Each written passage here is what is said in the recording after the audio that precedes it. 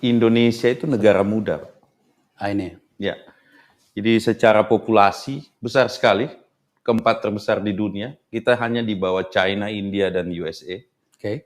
Digital consumer kita itu luar biasa besar, sekitar 216 juta lebih digital consumer. Oke. 80% mereka itu accelerated itu sejak pandemi, Pak. Yang tadinya nggak pakai mobile, tiba-tiba pakai mobile. Smartphone user itu udah 200 jutaan. Ya. Sosial media, jangan tanya, Indonesia itu selalu number one di Facebook, di Twitter. Lucunya karena kita consumer dari teknologi. Kita belum produser dari teknologi. Potensinya besar dan Samsung melihat belum ada teknologi R&D di sini. Jadi makanya kita put di sini itu sebagai langkah strategis untuk bisa mengembangkan market ini lebih besar. Kalau selain Samsung, biasanya teknologi prinsipal hanya sales marketing office di Indonesia. Global Innovation Index tahun 2020. Ini peringkat kita ini 85 nih, Bro. Skornya 26,5. Singapura itu negara kecil, itu peringkatnya 8. Malaysia bahkan yang secara sudah melekat di kepala orang Indonesia adalah kita yang mengajari mereka. Ya, sekarang dia di atas. Realitasnya seperti ini. Apa yang terjadi dengan kita? Kalau saya melihatnya personally, Pak, kita tidak invest di basic science. Jadi kita selalu merasa, sering sekali saya dengar masuk ke kampus ataupun ke industri bahwa itu teori aja. Kata teori aja di situ menurut saya salah penempatan itu, karena kita nggak mungkin bikin GPS tanpa ngerti special relativity dari Einstein. Atau kita nggak mungkin bikin roket naik ke bulan hanya dengan metalurgi dan bikin bahan peledak gitu ya. Jadi untuk berinovasi itu jalinan mulai dari fundamental teori, engineering, conceptual engineering sampai practical untuk development itu harus nyatu. Di setiap negara untuk dia masuk ke teknologi tinggi dia invest dulu basic science. Bukan lompat seperti ini, nggak pernah ada itu. Jadi misalnya kayak negara seperti Korea, mereka invest basic science jauh beberapa dekade sebelumnya. Kalau nggak ada sains itu nggak ada.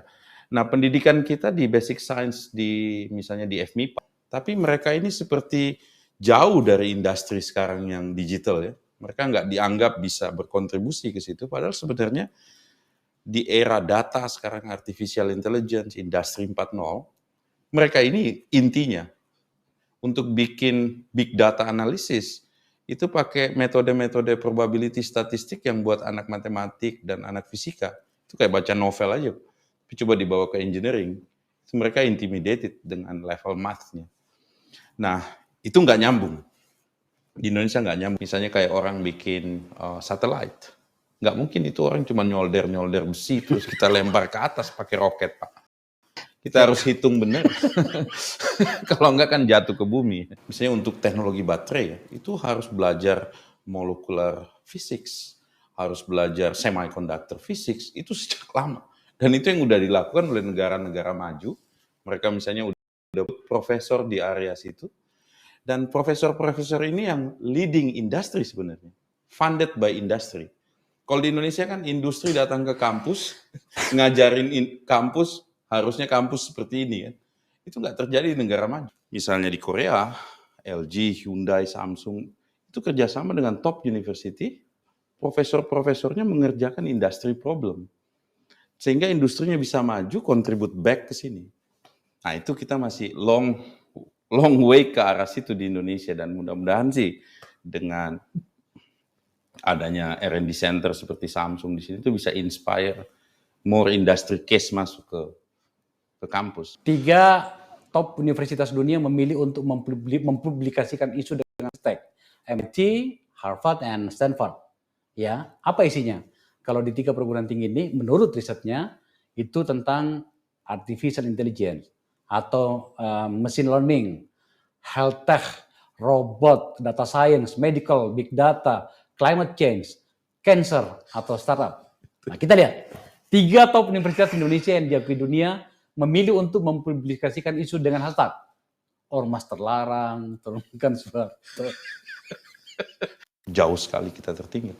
Tapi ada area yang ini kalau kayak lari maraton, ini masih sama jarak startnya ini. Kayak AI, saya melihat AI itu masih di level kayak mesin uap waktu pertama kali dibuat. Artinya kita masih bisa memulai. Kalau kita nggak masuk ke race ini, Makin jauh. makin jauh karena beberapa dekade ke depan kita udah tertinggal. Sama halnya kita ketinggalan di semiconductor.